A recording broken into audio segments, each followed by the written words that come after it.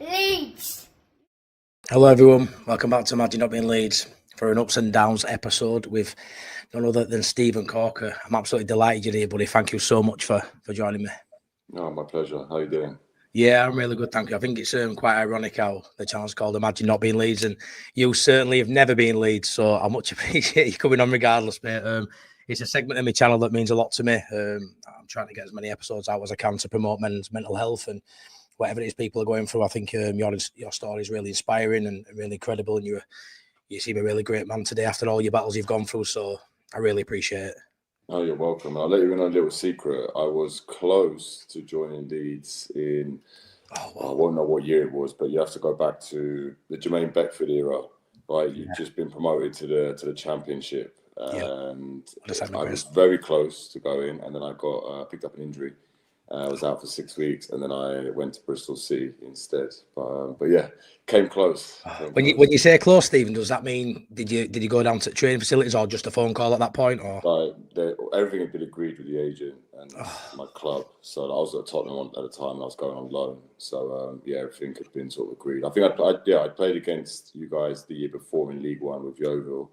Yeah. And then that summer I had the offer, but yeah, just timing these things, timing. Like so many times in my career, I've been close to going here or close to going there, and you could pick up an injury at the wrong time, and it just sort of changes the path. But I mean, saying that, I had a good time at Bristol City, so I'm not complaining. Say it's life, and time is everything. Like I say, we'll get into it at some point as well. We move to Liverpool. Sometimes things just are meant to be, aren't they? And things just change really quick, don't they? So I'd first like to start off, mate, by asking you, I watched a podcast you were on recently. I thought it was a really good opening question. Who is Steven Caulker? Yeah, it's a good question. It is. It's one that I've changed my answer over the years. So I initially would say a football player and then sort of follow on from there. But I try to flip down his head now and say, who am I? I'll start by saying I'm a complex individual at times. How I think is maybe slightly different to others. I'm a father. I've got a little boy. Well, not little anymore. He's 14 and going on 6 foot, so not so little. And I'm someone who's living with difficult mental health. I'd say mental health challenges. I'd say someone who lives it, experienced it, and it's quite vocal about it. So I think from my own lived experience, I'm really compassionate. I've got a lot of compassion for others, and I sort of wear my heart on my sleeve. So I'd say that's a sort of general overview of who I am. And I'm someone who likes to keep busy all the time. So it's not one thing, it's another. I've got lots of different ideas, and I'm always trying to move forward.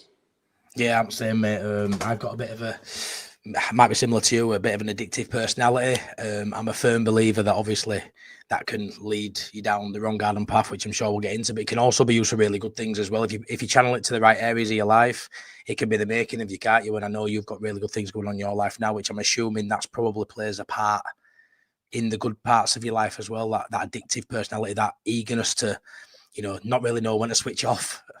Yeah, 100%. I mean, look, the negative side of it is I'll go through 2-3 packets of biscuits without stopping. But the positive side of it is I will work until it's done, right? I will work until it's finished. And of course, I mean, you've got the title there, ups and downs. I can see on the screen. It is a case of ups and downs, right? There are times where I do so much and then I burn out. But you mentioned channeling it. I think that's a great point. And I also think just managing it, just sort of understanding this is who I am. This is part of my personality, and at times I have to manage it. I'm going to have to manage the lows along with the highs, because there's a lot of them too. I don't want to make it sound like it's all negative. Yeah, of course. There's a lot of highs, or there's been a lot of highs along the way. That's right. So, I mean, your career is, just to name a few clubs: QPR, Southampton, Liverpool, Tottenham, Cardiff, England, like. One cap, one goal. It's not many people can say that. 100% goals on your England debut. It's class, to be fair. Obviously, starting out, I think you said about 15-year-old when you joined. Was it Tottenham? Yeah, I was 15, so I was quite a late starter, to be honest with you. I'd been on trial at about 6 different teams by that stage. Yeah. I couldn't get signed. when I went for the trials, I was just so nervous that I would sort of go onto the pitch and never do myself justice. So it wasn't until I went to Tottenham, and as luck would have it, I brought the wrong boots that day. I brought like the metal studs ready for the grass pitch, and Tottenham had this new built 4G pitch that obviously they didn't want metal studs going on there to tear it up. Right. So I had to borrow the boots from the coach, which is never the best possible start. But it just kind of took all the pressure off me. I just thought, like, you know what, I haven't even got my boots on. These don't even fit me, you know. So what will be kind of thing. And it just relaxed my mind. And I think that was all I needed, you know. It was never really the external thing, because I was able to perform, let's say, in Sunday League, but it was just when I was there at, at Southampton, or I was there at QPR on trial, or Brentford on trial, I just felt that pressure. Everyone else had the kit on with the badge, and you're there with your odd kit on. It was just nerve-wracking, and I found it really difficult. I can only imagine, mate. It's like every kid's dream, you know. I played five-a-side for like last 18 years, mate. I can only imagine. I play five-a-side, and on the signs it says Wembley, and you pretend you're playing at Wembley. Have those moments. Even now in my late 30s, mate, I still have those moments. So I'm very jealous of the career I've had, but it's been one hell of a career. But I'd like to dive into, obviously, ups and downs. For anyone who doesn't know, your battle addiction, I assume it's a daily battle still. It's something I believe you carry for life, and it's just how you manage it. I'd love to know when that sort of addiction started for you, and how it obviously impacted your career early on and throughout, really. I'd say it started from when I was as young as 10, 11. Tony Adams said that football was his first addiction, and that's always kind of stayed with me. Actually, when I look back now, I think, I was playing football every possible minute, and it was like my biggest punishment. I mean, I used to get the slipper and every now and again. My biggest punishment was being grounded, because I just wanted to be out on the street playing football. That was what I loved. So I look back now and I think maybe football was my first escape, my first love, my first addiction. But let's say it was a healthier one than what I developed later on. Around the age of 12, 13, I started gambling just at school, penny up the wall. Wow. Closest to the wall wins the money. That was highly addictive. Loved it. Wanted to play again and again and again. And then that led to my first time in the bookmakers, which was 15 years of age. Just sort of did my coat up so no one could see my school tie, walk in, and started playing on the what I call like the crack machines, because they are literally as addictive, if not more addictive than crack. So started with them, put my first pound in, lost. It's not the same story as a lot of gamblers share, where they talk about winning on their first bet. I lost. Really? And I've been chasing that pound coin ever since. 1 became 2, 2 became 4, and so on and so on. When I was 18, I went to casinos and so on. You know, it's been a hell of a journey, one that has had huge consequences, both on and off the pitch. My biggest consequences, of course, are with my family. So I wouldn't even say financial. Of course, the financial implications are almost obvious. You know, if you gamble and you can't stop. When I win, I can't stop, and when I lose, I can't stop. It's inevitable what financial situation I would end up in, but it's the relationships that I burned, the trust that I destroyed, and all of that is probably the hardest bit looking back. That's been the bit that I feel the most guilt around, and the bit 100%. That I'm most regretful of. No, 100%. Like you say, it's when you haven't got an off switch. I'm assuming the money you'll have earned in football, it can quite easily, when you're gambling, go from thousands to nothing in a matter of minutes. If I assume the stakes as you went through your career and you earned more money will have got higher. Like you say, something as innocent as playing, coin against the wall and things like that as a child, it's mad how you got addicted to it that early, and it sort of spiraled out of control. Something so innocent that people play all the time at school and things, to the wrong person, it can become an obsession, can't it? And it's mad to wait it all like that, really. I think.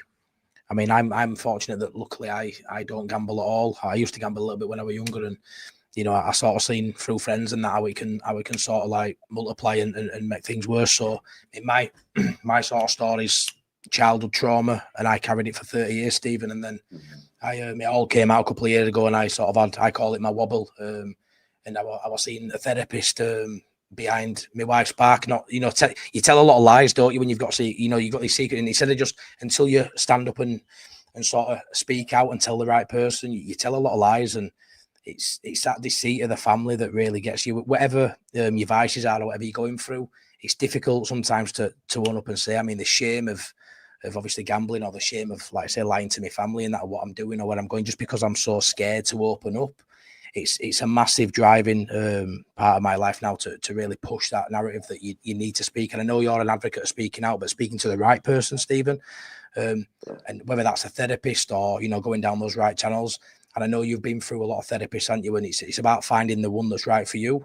Do you want to open up on that sort of thing, Paul? Or? Yeah, absolutely. I mean, I'll just share this, that in the 11 minutes we've spoken, I can tell that you lived it, right? So whatever your journey is, I can tell that you've lived it. And I think that's so important for me when I did reach out for help, that I was speaking to someone who'd also lived it. And that's not to knock any therapists who've gone out there and got all the degrees and everything else. Of course, they're fully qualified and can and do help certain individuals, but that wasn't my case. My case was that I needed to speak to like-minded individuals who also lived it.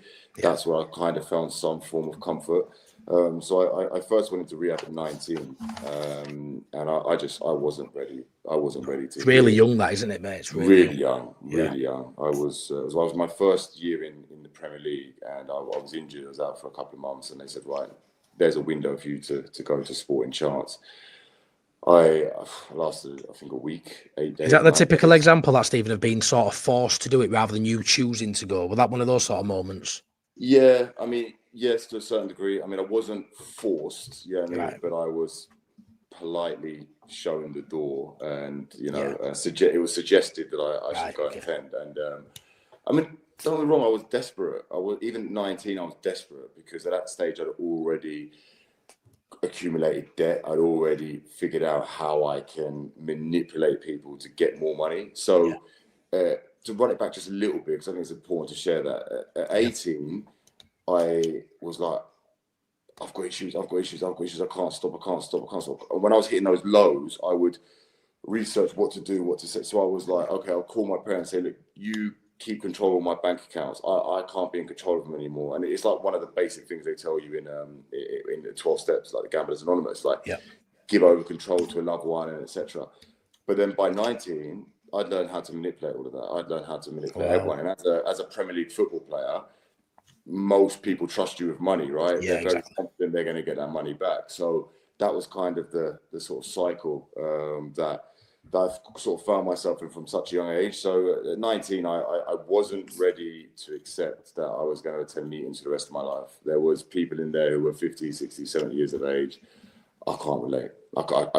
I couldn't relate. And what I had experienced was a lot of not yets. So some of the stuff they were sharing, I said, I'm not like you. Yeah. I was just looking at all the differences, and I was ignoring the similarities. I don't think I was even doing this consciously, by the way. This is all like subconsciously. I was coming out of there going, no, this is not for me, this person, this person, that. But obviously later in life, I realized that actually I'm exactly like them. I just hadn't got to that stage yet. Yeah. Wow. How long did it take for the drinking to sort of come into it? Was that at the same time, or did that come later? The drink was probably parallel to the gambling, but I didn't recognize it as a problem until around 24, 25, which is probably quite bizarre to some of my friends and associates, let's say, because they would have looked at me from 18 and gone, wow, this guy's a problem. When I drink and I black out, I could be doing anything, and I have absolutely no idea of what I've done or where I've been. I was in at Spurs last week doing my coaching course, and I saw a security guard there that I hadn't seen for 10 plus years. Or so I thought I hadn't seen him for 10 plus years. Oh, here we go. So I had seen him. He's like, do you remember the last time I saw you? And I was thinking, what year did I leave and all that? He's like, you don't have a clue, do you? Blackout. I was like, no, I'm still thinking he's talking about what year. And he's like, you didn't remember seeing me in Ibiza? And I was like, say no more kind of thing. So that's kind of, I could say it sort of lightheartedly joking. Yeah, but actually, like, it's super, super, super shameful, because some of my behaviour was just disgusting. And to not know what I did was a horrible, horrible feeling. So I was so anxious the next morning, waking up thinking, I've done it myself, done here, you know. So I just abused the alcohol. I wouldn't necessarily say I was an addict, but I definitely have a really unhealthy relationship if I drink. So it's better for me just to stay clear. Nah, yeah, I can imagine that, mate.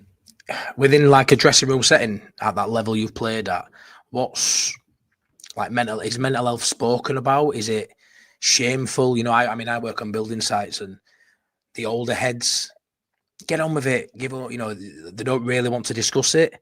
I think it's changing now. A lot more people do open up about the problems. I just wonder, sort of in that setting, in that environment, are you able to speak up about your drinking, about your gambling problems, or is it quite like shy away from it? It's I'd say it's still pretty closed off. It's definitely got better in recent years, but it's still.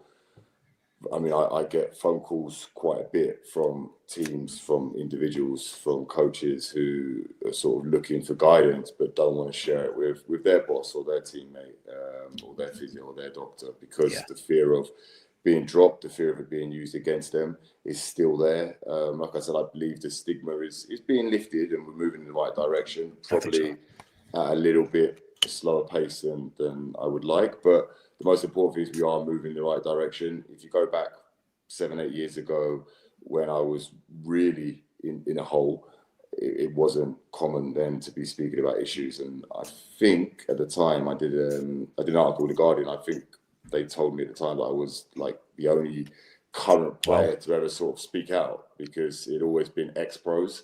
It hadn't been actual current players. So I did that article, and yes, it felt good to sort of get it off my chest. But on the flip side of it, it was used against me with so many different clubs, because nobody was willing to trust me. And I could understand it. I could still understand it, but it was painful. Yeah, I can imagine, mate.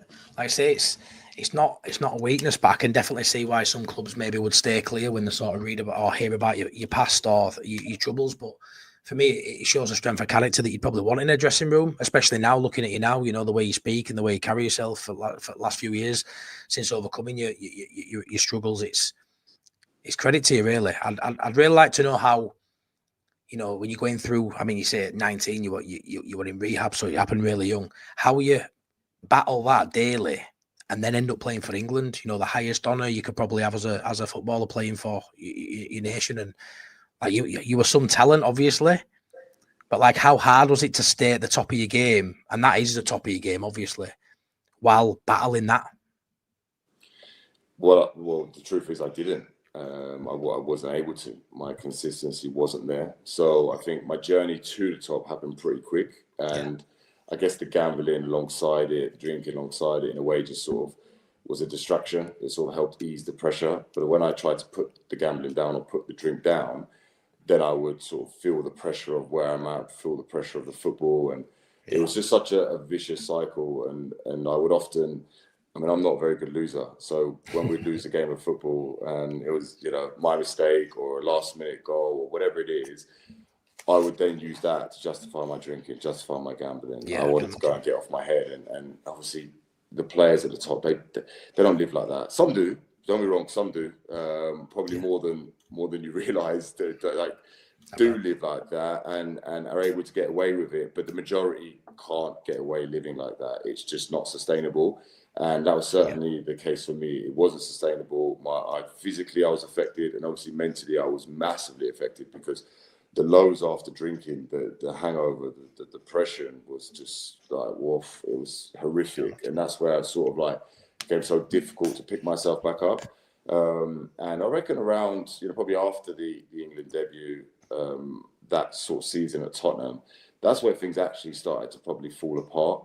Really? Yeah, I'd say officially fell apart sort of like a year and a half / 2 years later when I was at QPR. But the wheels started to fall off that year at Tottenham. And you know, Daniel Levy was aware of my issues and made it clear to me that I needed to stop. But obviously the thing with addiction is I couldn't. And that was what put Daniel Levy, put Tottenham, and put a lot of other clubs in a very difficult situation. And what's he sort of offering at that time? Is he offering therapy again? Is the routes that the club are trying to like sort of shuffle you down again to overcome these? I mean, look, you are going back 10 plus years, and I don't think people were fully aware of the issue. It was more a case of like, you need to sort yourself out, but they were supportive in the sense that they weren't sacking me on the spot. They weren't going, right, we're going to find you 2 weeks' wages because of this. They were a bit more understanding of, okay, like you've got stuff going on, you know, you need to address it. And then, you know, later on, a couple of years later at QPR, Les Ferdinand was trying to get me help and was actually actively, you know, putting me in touch with people and stuff. So I feel like, as I said, like as the years went on, it sort of progressed. Same with Southampton, they put me in touch with a doctor and stuff like that. So I feel like, as I said, we've sort of got to the stage now where we're at, where player care people reach out to me in order to speak to a player. You know what I mean? So they're like very, very active right now. Yeah. But as I said, it's been a work in progress. Yeah, of course. I mean, I remember you like sort of bursting on scene. I remember the England cap. I watched that game. I remember you playing for Cardiff, for QPR, but then you sort of like disappeared a little bit. I can't remember seeing you, you know, obviously from the game. I know you play abroad at the minute, still playing, which is brilliant. But like, I just sort of wondered that mid-20s sort of stage where I know you were ringing clubs at one point in your career, trying to find a club. How can you just talk us through that sort of like era, that part of your life, really, mate? Yeah, I've just completely fell off the wagon, to tell you the truth. A year after QPR, I went on loan to Southampton, went on loan to Liverpool, which is great to say. Like, I played for Liverpool and played up front for Liverpool. Like, wow, like incredible. And it's a good story for the podcast, but it was, the reality of it was just a little bit different. Let's say I wasn't in the best of places, and I actually ended up in my second stint in rehab off the back of my loan spell at Liverpool. And I then sort of took some time out of football. I was training on my own, trying to rebuild. I then went to Dundee, did 6 months in Dundee. Again, spent time out of football after that, just trying to rebuild myself, trying to find the right option. That was extremely lonely, and I'd say just difficult, for want of a better word, because I felt at that point I was waking up. I was sort of sobering up. I was getting the help I needed, but the chances weren't coming, and I was like, that was really hard to accept. But part of like the work I've done over the years is like accept that it was me. You know, no one else took the drink and put it to my lips. I did that. You know, no one else went to the roulette and put the chips on the table. You know, I did that. So part of that acceptance was the real growth. And then I found an opportunity in Turkey, which was just a trial at the time, and I took it, grabbed it with both hands. That was what I'd been waiting for, it's what I'd been training for, and that opportunity there was really the sort of start of a new Steven Caulker, if you like. That was just a completely different me. What the version of me they got was a version that, you know, probably the Premier League hadn't seen since 1920. So I was 1920, you know, had like a 4 or 5 year gap, and I was back. I was feeling fresh, I was feeling good, and I was playing well. Brilliant. How have you found it being away from your family for the years you have been while you've been abroad? Yeah, it's been challenging. I mean, the first couple of years I was at a place called Alanya, which is beautiful, and my family loved coming over. So it was challenging. They would have to wait for the sort of every 6 weeks for the school holidays to begin, and then they'd fly over. But we'd have such a good time together. It kind of, you know, made up for it, if you like. But I'd say since then, living in different cities in Turkey where it's not hot all year round, there isn't a lovely light blue sea in front of your doorstep. You know, it's a little bit more difficult. So even when they are coming, it's slightly more difficult where, you know, I'm training long hours and then you come back and it's raining and stuff. So it's been challenging. So it's had its highs and lows, absolutely. But I would at one point like to be home and, you know, be home and be settled with my family. I think that's important for my mental health and important for just to enjoy life. You know, it's not just all about, you know, playing. I want to actually, you know, enjoy life alongside it. Yeah, 100%. And I know you've been, like I said, doing your coaching badges.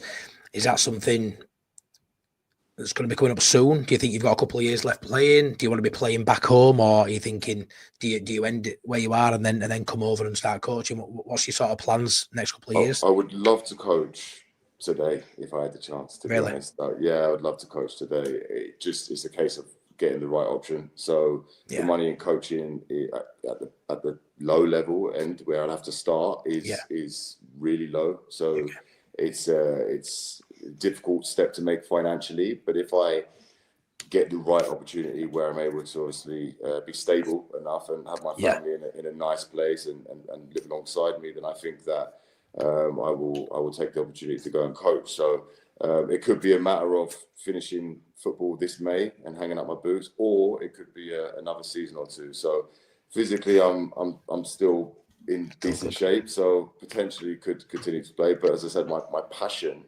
is certainly with coaching. I'm hopefully finishing my A license this summer, brilliant. and then I'll be eligible to coach. Yeah, brilliant. That's good to hear, mate. Has the gambling meant you've had to potentially stretch your career out longer than what you'd want to with the finances you've lost over the years? Does it make you need to push on or want to push on more for that reason, or is that not a factor at all, buddy? No, I'd say it is a factor, absolutely, because I sort of semi-retired last year and was sort of ready to go into the coaching once I got my B license. But as I said, because the money is so low, I mean, it's almost, I think it's like less than minimum wage at a lot of clubs. So I was like, I can't afford to do that. You know, I need to be in a position where I'm still earning decent money. You know, alongside some other income. Thankfully, I never lost everything, and I've got my dad to thank for that, really, because he was someone who ensured that I invested some of it and put it into houses, because, you know, I gambled everything that I got my hands on. So it was you know, I'm really grateful to my dad, who helped me through a period where I couldn't see the light, you know. So like it's important to have, you know, good people around you, and I was fortunate enough to have that. So I won't have to work for the rest of my life, but I certainly have to work today. But I could tell you something, I enjoy it. I really enjoy it. You know, I'm really active on LinkedIn. I do a lot of public speaking. I work on the radio. I work for a company called Player alongside Produce Evra, which is sort of giving players a second opportunity. Doing my coaching badges, and I'm playing. So I told you at the start of this, I like to keep busy. You did, and so it's not, for me, it's not a chore. Every job that I do, I enjoy. So as long as it stays that way, I'm pretty content. Oh, that's brilliant, mate.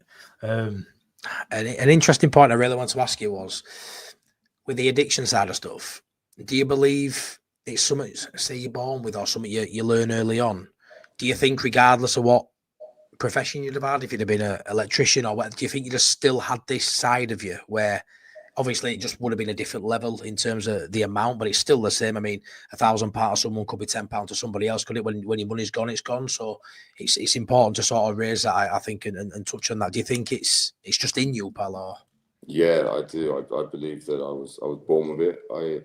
I've heard a lot of people say that it's to do with, you know, upbringing, and that may play a part for sure. But that wasn't the case for me. And I look at my brother and sister who had the same upbringing as me, who neither of whom are addicts. So when I look at that, I think, okay, so what is it that's in me? What do I have in me that can only have a couple? That can't only have a couple of biscuits, that can't only place a couple of bets, that can't only have a couple of drinks. You know, what is that's in me? So I mean, it's a bit of something I'm born with, and I think you touched on a really important point, that it's not about comparison. So it's irrelevant going, well, Steven's lost £10,000 today, I've only lost £1,000 today, because if you earn 900 and you've done 1,000, and I earn 9,000 and I've done 10,000, then we're both in trouble. It's absolutely irrelevant. You know, the number is what that number is to you. That's the 100%. Important part. It's all down to context. And I think as a compulsive gambler, we don't stop until it's all gone. Yeah, no, that's very true. And I remember hearing a story where you went to, I think it was Cyprus, and you found out you could sort of bet on tick, as in, I think it was checks. You didn't actually physically need the money, and you said you went round on it 5 casinos in one night and blew 50 grand, which I'm assuming you didn't have 250 grand at the time, I assume. And yeah, I heard that, and it sounds crazy to sort of listen to, but I understand you're constantly chasing, and like that, it can just build up, can't it? I mean, you touched on a few times on a few podcasts about that. You know, you get offered all these sort of chances because of who you are, and they know you've got money, and, you know, to think someone can offer you a ticket to go to Cyprus with, you know, pay this amount of money, as you said, I think it was 25 grand or whatever, and you can go over, can't you? And it's awful because they can't see the addiction, some of these people. Some people can, and I know you've been in positions where they know that you're struggling, yet they also know they can get money out of you, so they push and push and push, and you can't say no, can you?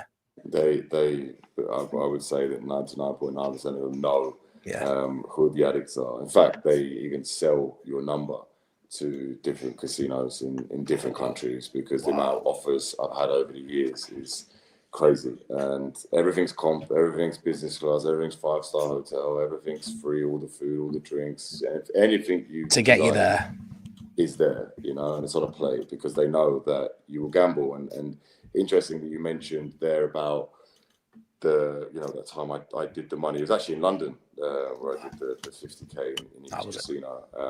And that wasn't down to not having the money. See, if you go back a little bit to what I said about being 18 years of age and giving all full control to my parents, that was part of the steps I used to make to stop myself from gambling, to prevent myself from gambling. But a way around that, which I learned later on, was, well, you could just go to the casino and ask for credit. You could just go to the casino and they'll go, no problem, you haven't got your bank card, which they're going to know why this guy hasn't got his bank card. I'm pretty sure they know, because I wouldn't be the first person to walk in there and, suggest these things.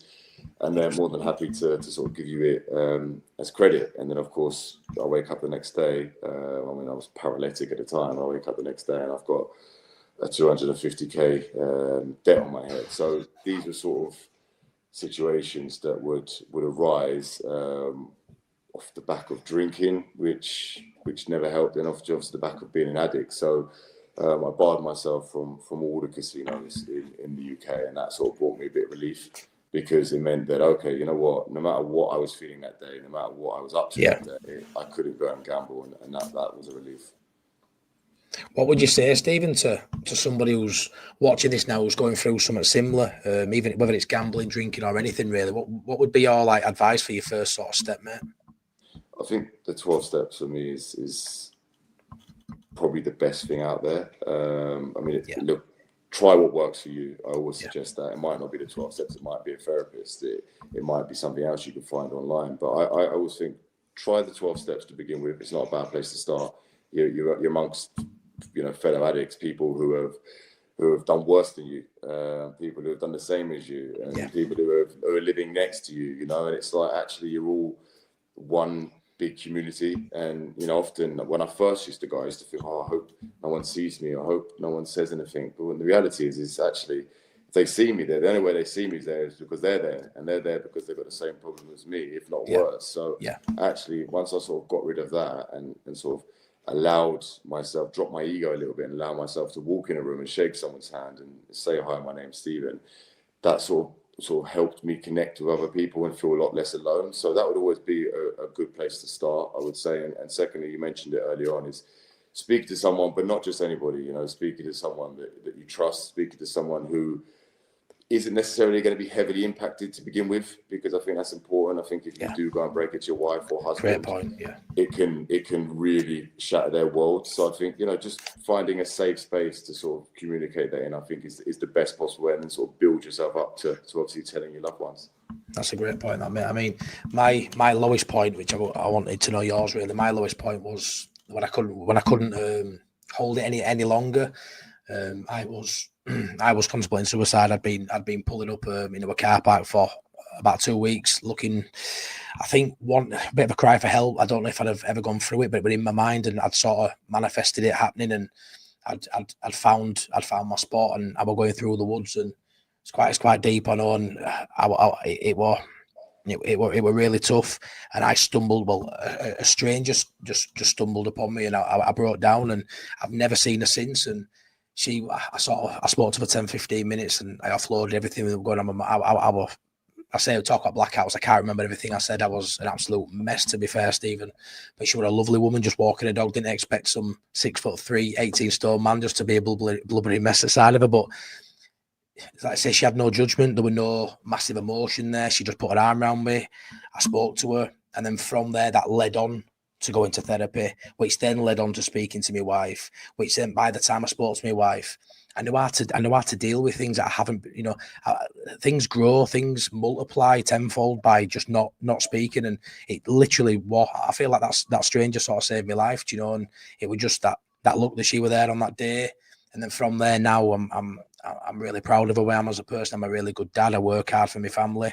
And I just don't want anybody else to ever feel that way. And when you're at your lowest, you really can't see wood for trees. You don't know where to turn, and that little bit of element of luck of who spoke to me on that day set me on the right path. And sometimes that's all it takes is that one person to sort of open up. And yeah, I don't know. That's where I am today. But absolutely, and I'm just thinking there, you have someone up there looking after you. For sure, because what a crazy coincidence that the lady who's walking past you've never seen since, and what a blessing, and that you're here today, like carrying that message, doing the great work that you are doing. So congratulate you on that, because it's not just, of course, she played her part in that, but you've had to go and do the groundwork day in, day out to be here today. So yeah, congratulations on that. Yeah, thank you, buddy. Have you been at that point before? Have you been that low where you've thought about? Yeah, many times. Is it usually when you're coming around from the drink, or you've lost money? Because when you're riding that high, it probably isn't there. But when you've lost, is that? Yeah. That would be a typical low point for me. Sort of coming off the back of the drink, having lost a lot of money, and finding myself again in situations where I've lied, and I'm now feeling full of guilt and shame. And yeah, that would be where I would often go to that as a form of comfort in a way. I would look at it as a form of comfort, because it's sort of, I mean, it's a dangerous form of comfort, I'll tell you that. But it's a form of comfort where I say to myself, okay, well, I won't have to live through this any longer. This will be there for me. But thankfully, I've never done it. I just feel that it would be extremely selfish of me to put my family through that.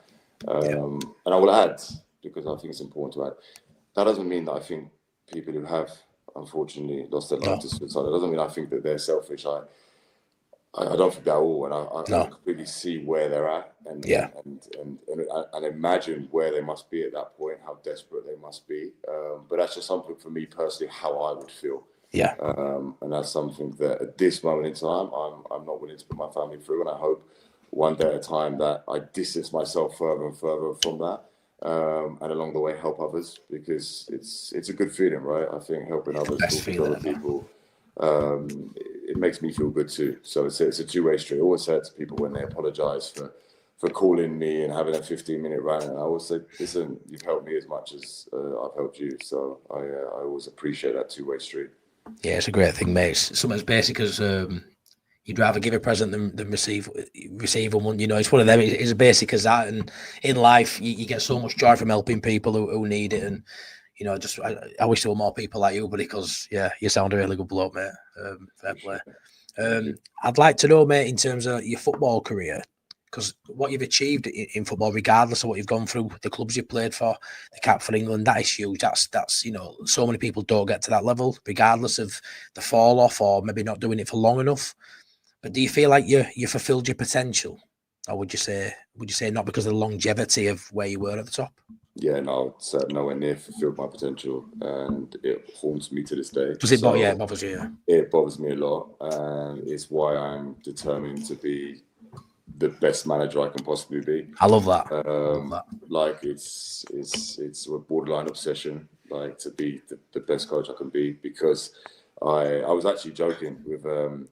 Did Andrew Townsend play for Leeds? Yeah, he played on loan. I feel like he did. I was joking with him the other day, and I said, I've never been called busy in my whole football career. But I said, I am now officially busy as a coach. I'm busy. Class. I love it. I don't care. I say to all the boys in my group on the A license, I don't care. Like, I'm going to go above and beyond, because it's what I want to do. It's something I'm really passionate about, and you don't often get a second chance in life, and I feel like this is a second chance for me to really achieve something. So I'm learning every day, and the good thing is, I guess, as a player, doing my coaching badges, I get to see the good things the coaches do, and also the little mistakes they make as well. I mean, you've got it all in terms of what you'd need for a coach. I mean, you played at the highest level, so you know the pressures of that level, and also you've gone through your struggles, so you'll know how to handle that side of it. And I mean, I don't know what it's like in professional football, obviously. That man management style, I'm assuming there'll be managers that are brilliant at it, and there'll be some that aren't. Surely you've got the right mix here. You've played under Brendan Rodgers, Jurgen Klopp, other managers, and I'm sure you can reel them off. I'd love to know the rest, really. But I'm sure you can take a bit from all them tactically and football knowledge, but just you as a person for what you've gone through that a lot of managers haven't gone through. Surely that's, the ingredients there, mate, for a really successful coaching career. Surely. Yeah, I appreciate that, and I would like to think so. I mean, the important thing is that you're to realize that you're never going to be liked by everyone. You can't please everybody. No. I had a short stint in Spain before I got kicked out through visa problems, which were my God, I thought Spain was like one of the easiest countries to go into, but after Brexit, clearly not. So I had a very short stint there, but I loved it. I was sort of like player coach, and just sort of realizing that you just can't please everybody. You just can't. There's a squad of 25. Only 11 could play. Only 5 can enter the pitch as subs. Yeah. And the rest, they're peed off. That's I can imagine. The reality. That's just it. So there are ways to, of course, manage them and to make life slightly easier for them. But there is no way to please everybody. That's just the way it is. It's a simple statistic that we could all sort of work out. It's there for us to see in black and white. So I think accepting that, realizing that, but trying my best to support everybody the best I can will be an important ingredient. And I think it's something that quite a few managers are missing. I've said worked under some great tacticians, but they've just missed that sort of human side, that personal side, and it's just sort of letting them down. So I said I'm learning from everybody, the good things they do, the things that are not so good, and the stuff that's in between. I'm writing it all down, I'm taking it all down, I'm putting it into my own sort of spin on it, and let's see how it goes in a couple of years' time when I get the chance. Brilliant. Well, all the best for that, mate. Are you still involved with the Behind the White Lines? Is that still... A little bit.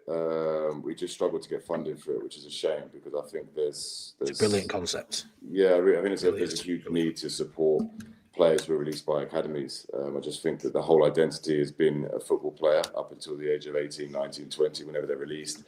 And at that point, the education often isn't there to fall back on. And it's a really difficult place for a lot of young boys, a lot of young girls. So that was the idea behind it, to support them into new pathways. But we need funding in order to do it. So it's on the back burner.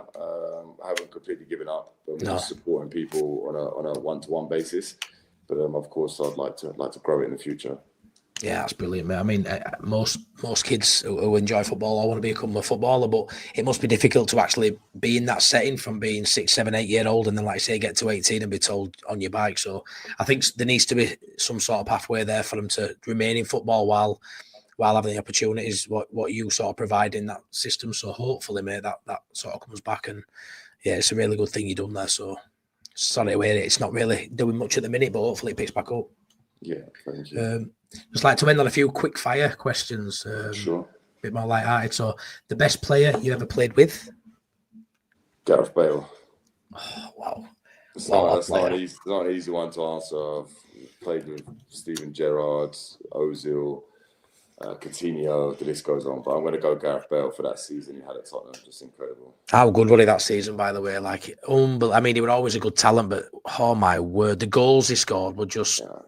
Phenomenal. Highlight reel, his whole career highlight reel. I mean, every single goal from that season alone's pretty much in it. It was just a freak, wasn't it? Just incredible. You got to see him. You got to rub shoulders with him. So, best player you played against. It's one I'm going to name two. I would say Aguero and Zlatan Ibrahimovic. So both different players, both bring different challenges, but just incredibly talented, both of them. Aguero, very small, very agile, used to twist and turn me inside out on several occasions, and once he gets that chance, he's not missing. And then Zlatan was just so big, strong and quick, which is very rare to see someone as quick as him when they're as tall as him. And of course he had the technique, and he scored that amazing goal. Which you were on the bench for, by the way. Yes. I'm glad you remembered that. Yeah, so I came off just before he scored it. Not sure I could have stopped it, but yeah, I had one of the best views in the house seeing that. So he would definitely, him and Aguero would be my top two. And when just those two alone, the mentality of them, as well as people, to keep going long in their career. Zlatan obviously is just a machine, and he played way past what a lot of people do play at, just because of his physical and mental abilities just as a player. But he's one of my favourite players of all time. Is Zlatan. I think everything, when you see that like sort of ego when he's in interviews and stuff, it all plays into that character, and you just look at him and he's just a special player who we'll look at for many years to come as one of the top ones. Won't we? Let's be honest. Yeah, really good player. What's your biggest achievement in football? Achievement in football, yeah, would be my league debut for Alanyaspor. After sort of going through what I'd been through for a long period of time, and feeling like there was absolutely no door opening, to have still continued to have trained and kept myself in good condition in order to sort of have a successful trial, I think is my proudest moment. I love that. I love that. I would have thought you'd say England cap, but I love the meaning behind that. I love how, like you said, you'll have had moments where you thought this was it, I'm done, and then like you say, to build your way back up and pick yourself off that canvas and get to that point. It must have been amazing running out the field and looking right. It must have been an unreal moment. Unreal, literally. We played Trabzonspor away, and I don't think Alanyaspor ever won there. We won 2-0 that day. It was just meant to be. It's just a great day. Great day. No, that's so good to hear, mate. Best atmosphere. Have you ever played at Ellen Road, by the way, or not? Yeah. I played there, for sure. League One and the Championship. Don't think I've ever won there. I think even with Tottenham, I played there in the FA Cup and lost. So I think I played there 3 times. lost all 3 times. No, it's one of the best atmospheres in the country for sure. Yeah. There's no doubt in my mind about that. Leeds, Newcastle, Liverpool. Yeah, definitely up there with the best. What about the manager then? Who's your best manager you played under? Best manager I played under. I'll probably go back all the way to say Brendan Rodgers when I was 19. He was probably the best for me. Again, I've been fortunate to work under some great managers. Malky Mackay was someone I had probably the best relationship with. Really? But in this moment, I'd say Brendan, just for what he taught me at a young age, taught me how to play football when he gave me my Premier League debut. When I say taught me how to play football, I mean he taught me how to play football the Swansea way. And it was sort of like foot on the ball, playing out from the back, and I loved it. So I've got to be grateful to him for that experience. Yeah, he played a great brand of football. He does anyway, but at Swansea, the brand of football Swansea played were really well, really good. I mean, I went to a game at Waker when they scored in 96 minutes, got 2-2, and they didn't look too far off that day as well. They played really well on Saturday, to be fair to them. Is he a manager out there you wish you'd have played under, but you haven't played under? Tony Pulis. Yeah. Oh, really? Yeah, I was very close to joining him twice, once at Palace and once at West Brom, and both times at the final hour, I went to different clubs, and I just regret it. I'd say we're friends today. Actually, we speak quite a bit. We've got similar interest in trying to help support players who are released from academies, and I just think he would have been good to me. I think he would have been really, really good for me. He's no nonsense. I think he would have got me in line. I missed the chance to work with him, but that's life. But you're friends off the pitch anyway, so it's nice. Yeah, it's nice to sort of have that relationship today. Who is your GOAT? Lionel Messi. Without doubt. Yeah, for sure. Messi. Have you ever met him or? Never met him, never played against him. Same as Ronaldo, I never met him, never played against him. I played against Neymar in the Olympics. So I got to the top 3. I would say Neymar's, of this era. Yeah. But I never got to play against Messi or Ronaldo, unfortunately. Oh, unlucky. In terms of, we'll end on a Leeds United question, just because, I'm a big Leeds fan. I don't know if you've been following the Championship this year. You're going to go up. Is that the question? You're going to go up. As long as you don't start singing Leeds are falling apart like we hear every week. Every time we concede a goal, honestly, we could be 5-0 up. They score a goal, it's Leeds are falling apart. But I'll be honest with you, Stephen, I am stressing. I mean, from a footballing sort of perspective, how will the lads be feeling at least? Because we've been top of league all season. It slipped away a little bit. We're now second. Burnley doing really well, as you know. And we're in that same predicament as last season where, there's a handful of games left. The slide appears to be happening the same time last season. What's it like as a footballer when those mental scars start coming back from the previous year? Really, really, really tough. It's probably not what you want to hear. That's what I'm worried about, It is extremely tough. So those players who were in the dressing room last year. I mean, look, let's take the positives from it, right? They would have learned from the mistakes that they made the previous year. So I'm sure at times they'll be waking up in the night thinking, oh, no, it's happening again, it's happening again. But on the plus side, they've been there, they've dealt with it, they've experienced. If you look at Burnley, it's more of a slightly younger squad, I would say. But, you know, it's going to be tough. That's what makes the Championship one of the best leagues in the world, that it really is. Three teams that are so tightly matched that it's going to go to the wire. But I think Leeds are going to do it. I hope so. I say as a neutral, it's a really good fight at the top of the Championship this season. It really is just.